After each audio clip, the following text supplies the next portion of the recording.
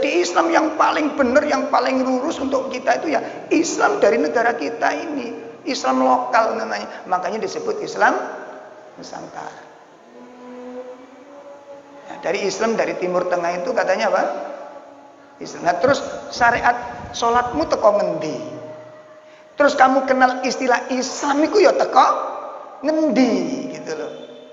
Inilah yang kita khawatirkan, yang sudah dikhawatirkan oleh Nabi SAW.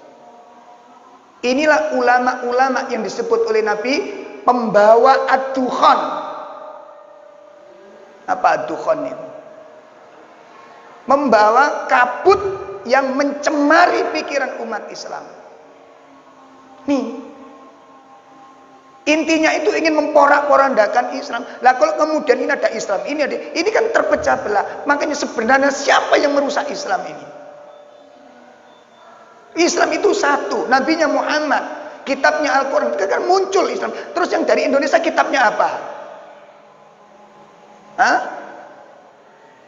Apa? Kitab apa? Primbon.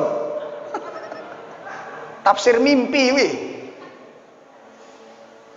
La haula wala quwata illa billah. Dan ini Pak disepakati oleh banyak tokoh.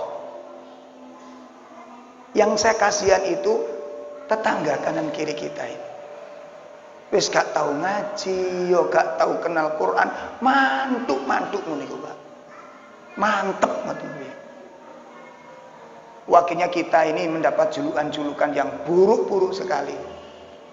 Dan ini kalau dibiarkan tenggelam umat ini dalam ketidaktahuannya dan harus dibantah, harus dijelaskan secara ilmiah. Jelaskan secara ilmiah. Makanya mohon semangat untuk mempelajari Al-Quran, semangat untuk mempelajari hadis-hadis Nabi, membeli kitab-kitab hadis itu harus kita bangun pada diri kita ini. Ya, supaya pengetahuan kita kepada Al-Quran, pengetahuan kita kepada Sunnah itu bisa semakin berkembang untuk bisa menjawab fitnah-fitnah di akhir zaman ini. Nah, bapak-bapak sekalian, saya lanjutkan sedikit pada surat Al-An'am ayat berapa tadi?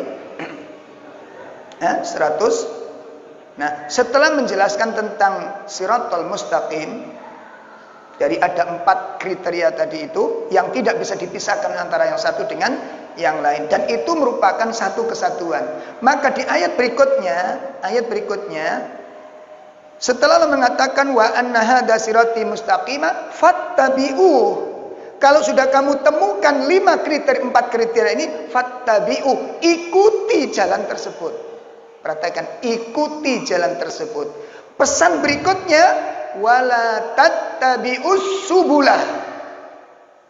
Jangan kamu ikuti jalan-jalan yang lain. Berarti disimpulkan jalan yang lurus ada berapa? Ada berapa? 1. Apa itu? Huwa dinul Islam, huwa Al-Quran, huwa sunnah, huwa fi fahmi sahabah. Itu jalan yang lurus. 1 kesatuan. 4 itu bukan berpecah-pecah. 4 itu bukan berdiri sendiri. 4 itu 1 kesatuan yang tidak dipisahkan antara yang satu dengan yang lain. Pesan Allah, wala tattabi'us subul, jangan kamu ikuti jalan-jalan yang lain. Maka pendapat orang mengatakan bahwa jalan yang lurus itu banyak, itu bertentangan dengan ayat ini. Nah, orang awam dituki contoh ini kula mbek sampe nang Surabaya lho ngono kalian. Nang Surabaya iku dalane akeh, betul. Nek sampe nang Surabaya, tapi jalan Allah yang diridhai Allah cuma satu, dinul Islam. Yang lain diingkari oleh Allah. Wa may yabtaghi ghairul Islam falayyuqbala. Barang siapa mencari agama selain Islam, tidak diterima oleh Allah Ta'ala. Nah, ini ayat radikal, Pak. Ini kok kena radikal mana kok? Aturane ngono, Pak. La haula wala quwata illa billah. Ini bukan berarti kemudian yang lain kita pukuli, kita bunuh, itu ndak gitu loh.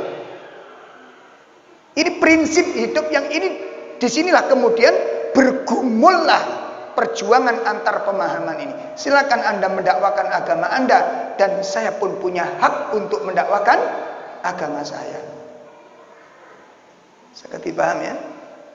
Nah, nanti kalau disebutkan bahasa radikal, lebih radikal itu dari agama yang lain.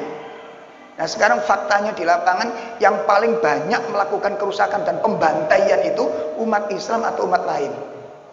Ayo, kita total-totalan sekarang. Ayo coba di lapangan dijejer sejarah ini. Yang paling banyak melakukan pembantaian dan kerusakan, kriminalitas dan kedoliman, umat Islam atau agama lain? Beberapa tahun yang lalu, 2 tahun yang lalu, di Indonesia ini digelontornya intoleran. Itu semuanya diarahkan kepada umat Islam. Dikatakan bahwa umat Islam itu intoleran. Muncul peristiwa Uighur, muncul peristiwa Rohingya. Siapa yang menjadi korban? Terus intolerannya di mana? Sampai hari ini Palestina dengan Israel, mana yang intoleran?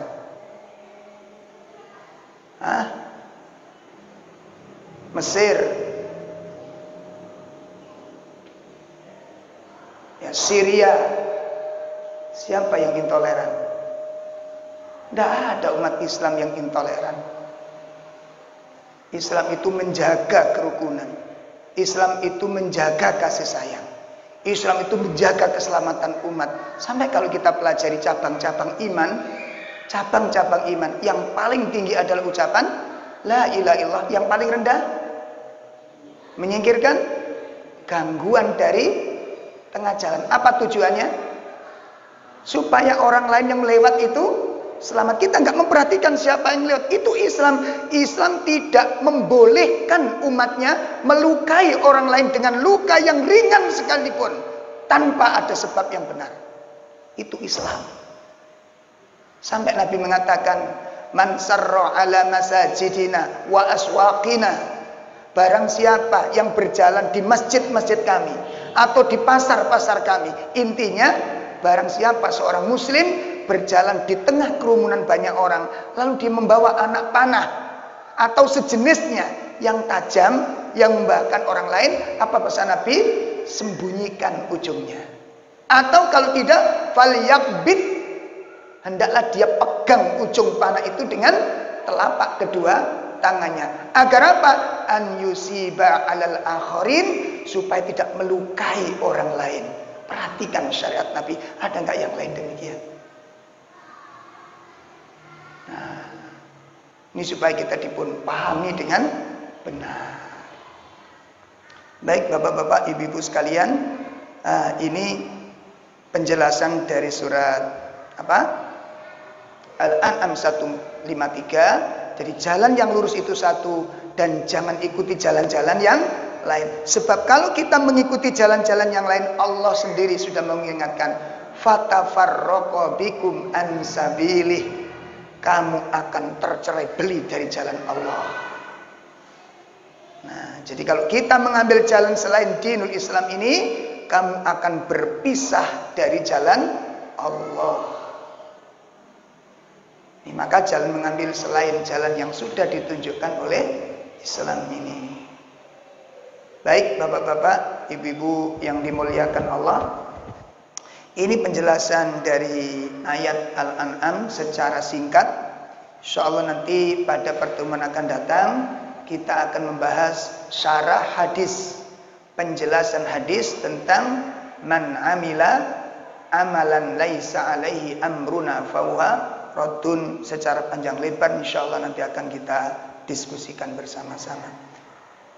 Demikian untuk kajian kita malam ini, kurang lebih mohon maaf yang sebesar-besarnya. Kita cukupkan.